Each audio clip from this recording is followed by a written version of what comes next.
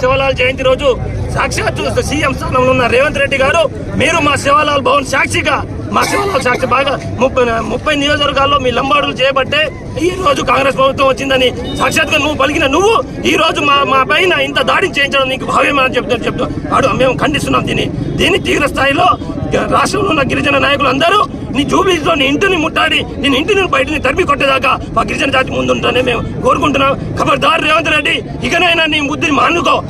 నీకు మినిమం కూడా నాలెడ్జ్ లేకుండా నువ్వు సీఎం స్థానంలో కూర్చున్నావు. ఆ సీఎం స్థానాన్ని కాపాడుకో. మా గిరిజనుల పైన దాడిని వెంటనే ఖండించి ముక్కు నేలకు రాయి.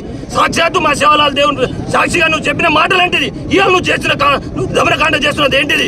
రేవంత్ రెడ్డి ఖబర్దార్. మా ఎల్హెచ్పిఎస్ రైతులు, మన ఎల్హెచ్పిఎస్ నాయకులను మరియు మన తెలంగాణ రైతులను ఎమ్మడే నువ్వు రిలీజ్ చేయాలని, లఘుజన రైతులను ఎమ్మడే రిలీజ్ చేయాలి. లేదంటే భారీ ఎత్తున జూబ్లీస్లో ఇంటిని ముట్టడిస్తున్నామని మేము హెచ్చరిస్తున్నాం.